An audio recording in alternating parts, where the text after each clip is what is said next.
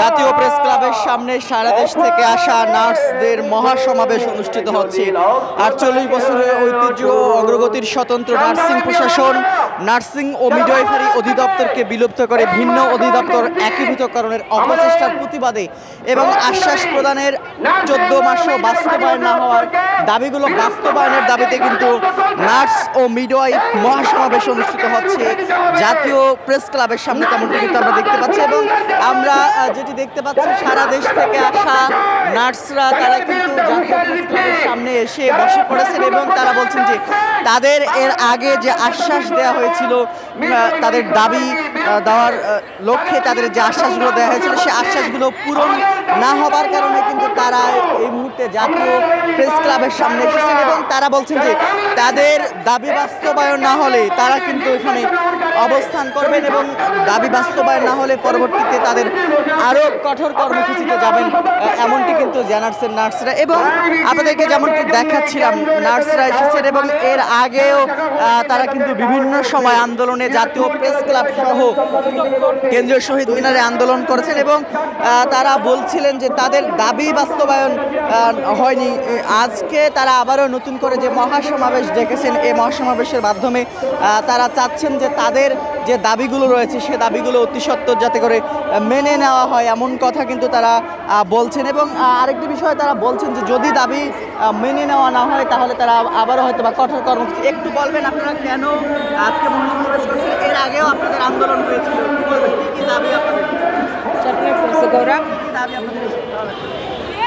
দাবিটা হচ্ছে আমাদের যে অধিদপ্তরটা, আমাদের অধিদপ্তরটা হচ্ছে বিভক্ত করে দেওয়া হচ্ছে। আমাদের ওই অধিদপ্তরটা যাতে বিভক্ত না করা হয়, বিভক্ত করলে আমাদের হচ্ছে অন্যের গোলামি করতে হবে। আমরা চাই না যে আমরা এত শিক্ষিত হওয়ার পরে আমরা অন্যের গোলামি করব। আর আমাদের অধিদপ্তর কেড়ে নেওয়া মানে আমাদের থেকে, আমাদের মাথার উপর থেকে ছাদটা কেড়ে নেওয়া, যার কারণে আমাদের অনেক সমস্যার সম্মুখীন হতে হবে। অধিদপ্তর বিলুপ্ত করলে কোন সমস্যাগুলো পড়বে না? হ্যাঁ, অধিদপ্তর বিলুপ্তি করলে আমাদের অনেক, যখন আমরা যে সুযোগ সুবিধা পাচ্ছি, আমাদের বেতন ভাতাটা কমে যাবে, আমাদের তারপর হচ্ছে আমাদের অন্যের কথা মতন কাজ করতে হবে, আমাদের ডিউটি টাইম তারা যা বলবে তাই করতে হবে। মানে এক কথা হচ্ছে অন্যের গোলামি করা। আমাদের অধিদপ্তর চলে যাওয়া মানে অন্যের গোলামি করা, যে আমাদের স্বাস্থ্য অধিদপ্তর থেকে আমাদের যে কথাটা বলবে আমাদের সেটাই মেনে নিতে হবে, এইটাই। আমাদের 8টা দফা দাবি রয়েছে।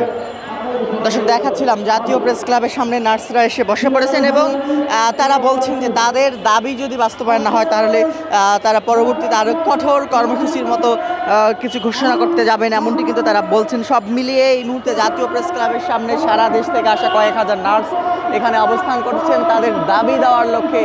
তারা বলছেন যে দীর্ঘ ৪৮ বছরের ঐতিহ্য এবং অগ্রগতির স্বতন্ত্র নার্সিং প্রশাসন নার্সিং ও মিডওয়াইফারি অধিদপ্তরকে বিলুপ্ত করে ভিন্ন অধিদপ্তরে তাদেরকে নিয়ে যাওয়ার চেষ্টা করা হচ্ছে। তারা বলছেন যে তাদের ভিন্ন অধিদপ্তরে নিয়ে গেলে বিভিন্ন সমস্যায় পড়বেন, এ কারণেই তারা চাচ্ছেন তাদের যে অধিদপ্তর রয়েছে সেই অধিদপ্তরের আওতায় থাকবেন। এবং আরেকটি বিষয় তারা বলেছেন যে তাদের যে প্রমোশন, বিশেষ করে যে 10ম গ্রেডে তারা চাকরিতে প্রবেশ করেন, সে 10ম গ্রেড থেকে তারা প্রমোশন পেলেও তাদের গ্রেডিং উন্নতি হয় না। এই কারণেই তারা চাচ্ছেন যে তাদের প্রমোশনের সঙ্গে সঙ্গে গ্রেডিং পদ্ধতি যাতে করে বৃদ্ধি পায় এবং তারা যেন আরও সামনের গ্রেডগুলোতে আসতে পারেন, এই দাবিটি কিন্তু করছেন সারা দেশ থেকে আসা নার্সরা।